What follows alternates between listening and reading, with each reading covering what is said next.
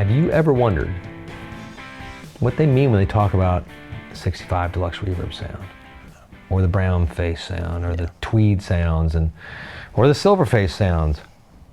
I used to. I had no idea what they were talking about. Unfortunately, that's all I know about now because I have a very limited sphere of reference and life experience. But we want to sort of take this video to sort of have a little fun with it. Johnny's going to lead us through the adventures of Fender amplification worlds and just talk about the different periods of it, which one might be the best for you. We're not going super spec heavy. There's tons of videos on that, like if you're digging deep. This gives you an overview, but it's a pretty deep overview. That's pretty good. And if you have questions, hit us up. You can email us, you can call us, you can comment. Yeah, just do the thing. We'll help in any way we can. A great community there below. So let's dig right into it. All the different eras of Fender. First comes the Helix. No, the Tweed. the Tweed. Whatever their model is. The Tweed glories of the 50s, the blackface sparkle, the mid 60s, like the punchy silverface, to the modern modelers now. Yes. It's really fascinating. So are you chasing vintage warmth? Are you chasing like lots of headroom? Are you chasing like gritty breakup early on? This might help you a little bit with it. So let's start.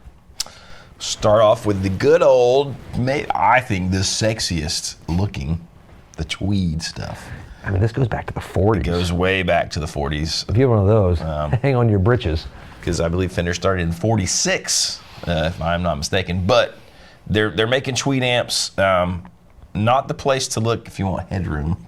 Probably. No, not one bit. Not one bit. But there's something, like one of my favorite amps of all time is a tweed Bassman. 59 Bassman. The 59 tweed Bassman, and it's 410s. It's and I mean obviously there's lots of different models. There's a Champ, there's a Twin, there's a Deluxe, and you know we could talk about all those things. But there's sort of like a woodiness, which I know is such a cliche sort of tone word, but there's like it's not the hi-fi thing that you think about when you get into later Fender amps. It's gnarly, it's nasty. It can be nasty. It can almost be like fuzz when you crank them, especially even like the reissues they do, like the 57 Deluxe, which is a great amp. That's probably the best of the reissues in some way. You got the Champ, the Deluxe, the Twin, and the other one I just forgot that they were doing for a while, but I think they don't do it now. It had the big 15-inch speaker. Darn it, brain just slipped. But it's just so much fun with the Les Paul. Yes. So much fun. It's so dirty, and so you don't need a pedal unless you want reverb. But it's raw, warm, woody is like the descriptor that we love to go by on that. And you know, and it's got screaming. Later you start to think of like mid scoops, and we'll talk about that when you get to like especially the black face, black panel, whatever you want to call it now. But not so much with the tweed stuff. No, and I don't want to say it's a one-trick pony because that's judging it too harshly. It's got some other tricks up its sleeve, but it's got that sound you want to go for. It's kind of unmistakable, unbelievable, and powerful. It's like an old, just vintage car. I mean, you could think about, honestly, some of the tweed stuff, all the way from some of the U2 sounds to like Rolling Stones. That's a pretty wide berth. So I think they're more versatile than people give them credit for sometimes. So what happened when we entered into the brown face era? That's the early 60s, I guess. We're making a transition. We're not quite to the blackface, sort of like what we think of as sort of probably classic Fender sound. But to me, it's almost like it's splitting the difference. Like it's a lot more gritty. It's got a lot more character, I think. Some of those amps had the cool harmonic tremolo, which is kind of amazing. You didn't find those on a ton of Fender. I'm a big fan of the Harvard. The Harvard, which is it's a really weird little amp. They're strange little amps. So like they're not for everyone. The Princeton is kind of famous now for the Chris Stapleton thing. Was it the concert you were playing at the Asheville Guitar Show that you got your little hand slapped by the fireplace? Turn it down! But I can't tell what it sounds like. Kind of a precursor to the Super Reverb in a lot of ways.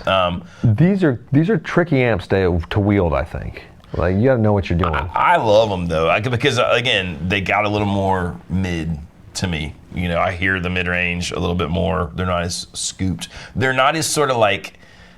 In my brain, tweeds are chaotic because they start to break up and they do that fuzz thing. Chaotic. I've never chaotic. Thought That's how I always think of. That's cool. Of tweed amps, and then brown faces start to narrow that down a little bit more. Like a little. It's still real gritty, still in your face. Well, that leads us into sort of 1963 to 1967, the blackface era. Yep.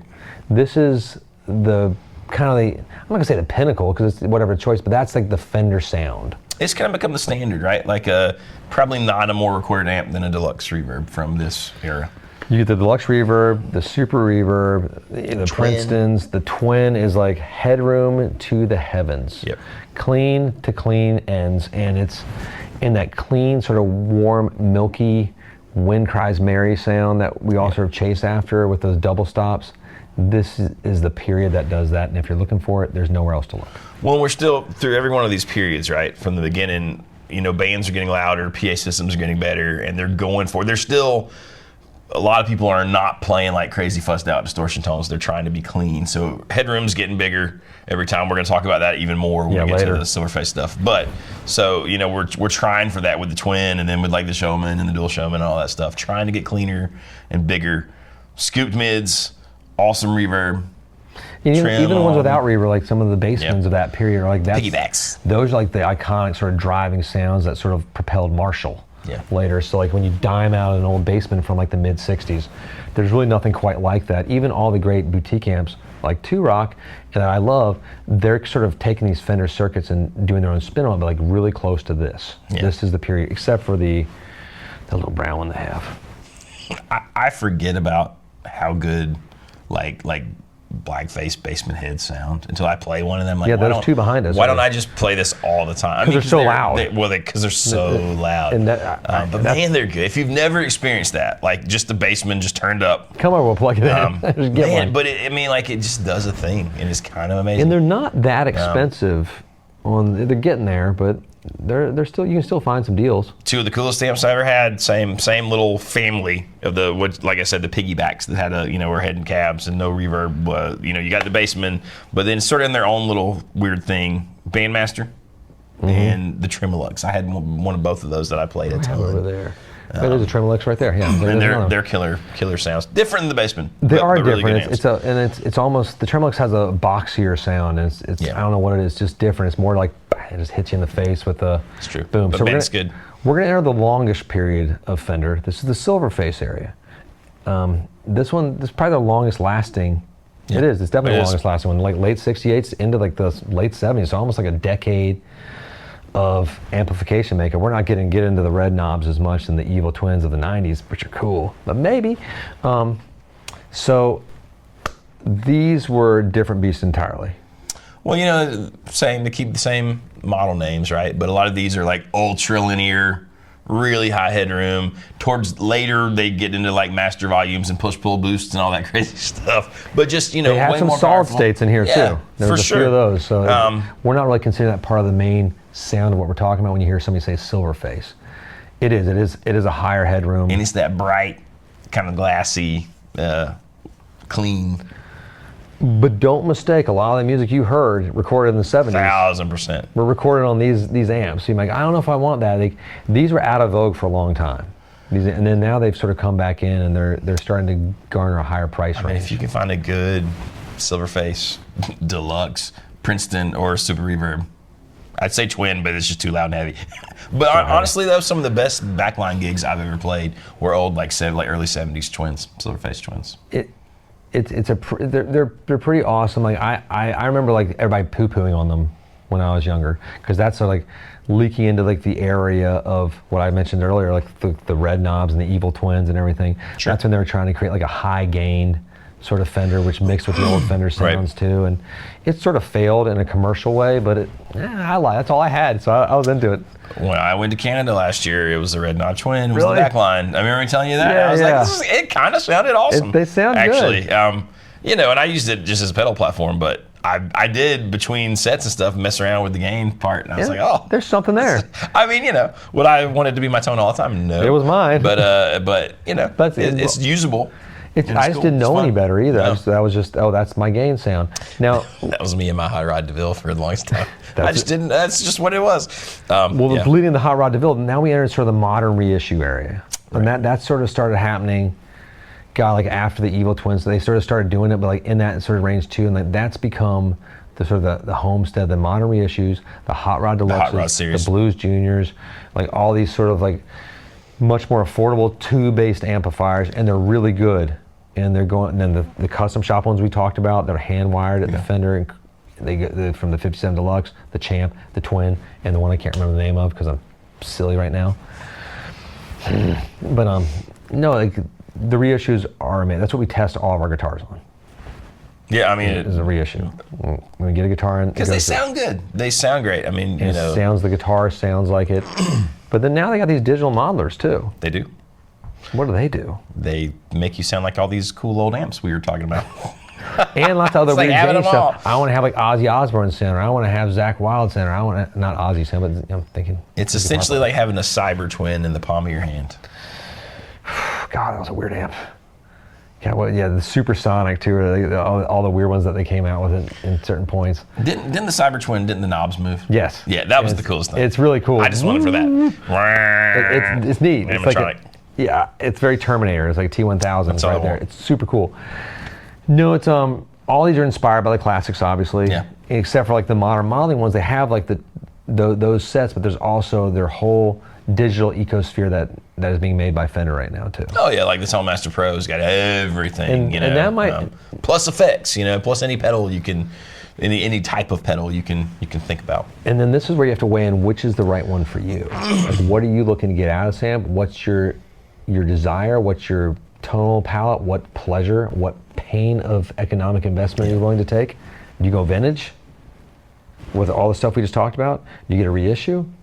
Do you go modern and modeling and just say, screw it all, I'm just gonna have it right here, right into my DAW, which makes sense if you live in an apartment. It does indeed. But man, there's nothing quite like those vintage things. God, I mean, the great thing about the vintage things, the way they're built, it's kind of like old cars. You can sort of fix them forever. Yes. You know? Something breaks, have it fixed.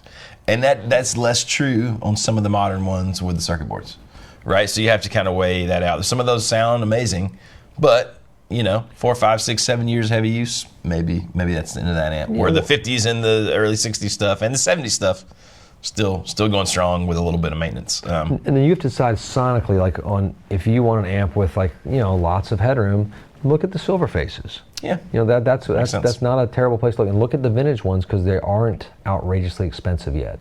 They're starting to creep up a little bit, but right now you still get them. Now if you start looking at the blackface, that's not cheap at this point. No, and the tweed is like, Yeah, tweed's getting up there a lot too. and I thought the tweed was like sort of getting into unobtainium, but you look at some of the highest end boutique stuff, and you're not that far off on some of it. You know what I mean? No, and that's where that's another battle. Like it's not even really the video topic idea, but like, do you go one of these high-end boutiques or do you go get a vintage piece? 'Cause Well, and it's especially similar prices. some of the ones that weren't that sought after, like the Pros and stuff, are coming back around now, and you can still find them for decent prices because you don't want the headroom anymore. Like we want them to break up. You know, we want them to have the sag and get gnarly sooner. So you know, that's all stuff to think about. So you got a lot to think about. Hopefully this helped you a little bit. We're very curious to know your experience with this, if this helped at all, if you want to find some of these amps, like where you're going to find them, what's your path, and if you have any more questions, just let us know. Click like, subscribe. Hit the bell. Be sure to have a beautiful day, and as always, peace be with you. See you soon.